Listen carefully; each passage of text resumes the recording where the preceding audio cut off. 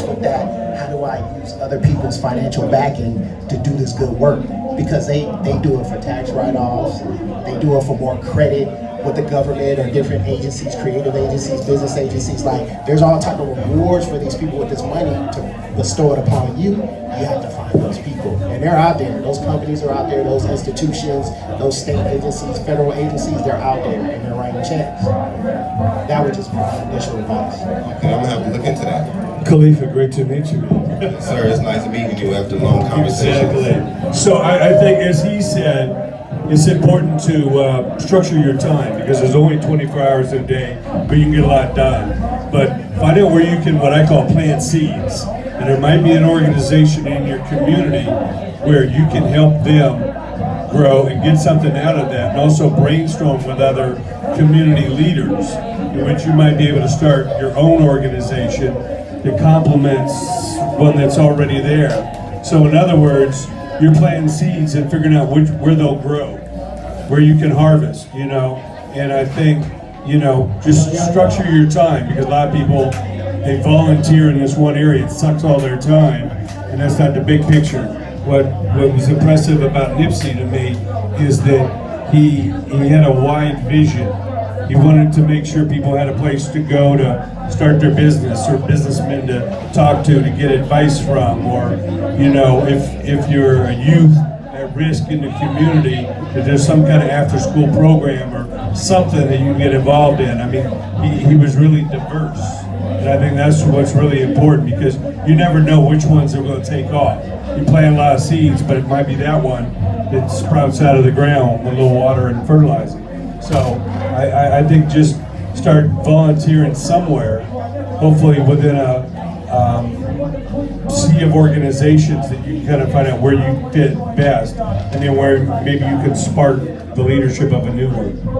Okay, thank you. I appreciate both of those. Yeah, absolutely. What's your name, sir? Pro.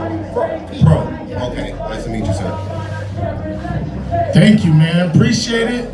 That's the end of our questions. Good for me. Even if I don't buy your merchandise, if I like your music, I'm going to try to help you get that set. So I may not be doing it right up front with buying your merchandise, but I will provide you the opportunities to keep that going within the people that I trust, the people that I love working with. So it may not be up front all the time, but I'm always trying to make sure that we're spreading knowledge. Like we said at the other panel, you want to spread knowledge, you want to give people the understanding of the means and know-how to make money, not just in the typical way of making money in music. Yeah, I mean, there's so many projects, so many releases. It's a very small world, as we'd all agree. People think of this vast industry of thousands of companies and millions of artists, but when it comes down to it, it's a very small tight-knit, especially the people that show up at the panels and the conferences and support the industry.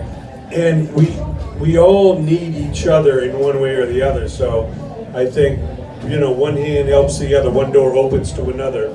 And as we need that help getting that, they might need our help in getting this. So I think the reciprocal aspect, especially in the indie world, is what keeps a lot of the companies growing and expanding, because again, we can open doors we never could on our own because of the help that we give to each other. Yeah, I agree with both. I think, so music is its own ecosystem and community, but a lot of the participants don't approach it that way. So that's, to me, why that reinvestment back where you make your money is how you will make your money and how the longevity will present itself. So if graphic designers, audio engineers, marketers, whatever, choreographers, stylists, like all these people are within our own community, because creators are creative. They create in different ways. So that's why we all know producers that are graphic designers, right? Yeah. How many producers we know that are graphic? But that's who you should spend your money with. So you're gonna go to a graphic designer that designs for, Nike? Like, he's making his money, he's got his, and I know he's your friend, but why wouldn't you go to somebody within the music ecosystem to spend that money with? You know what I mean? That's what I say. Or with engineers and producers, maybe it's somebody that doesn't, I'm saying keep your quality and have your standards, but those people exist. So I feel like if you spend your money, that's how it just swirls. It's that ecosystem, financially, because that's how the other industries work. We're no different. It's just that because we're creators, we kind of approach it different. But we're no different than saying, oh, I'm in the steel industry, the automotive industry. It's no different. They spend money with them. They get parts from people and connections and hookups they know. They don't try to go outside, so that's just my 2 cents. Yeah. You made a good point. That's also, so if you're going to another producer that's also a graphic designer and you hire them to do the work, you're getting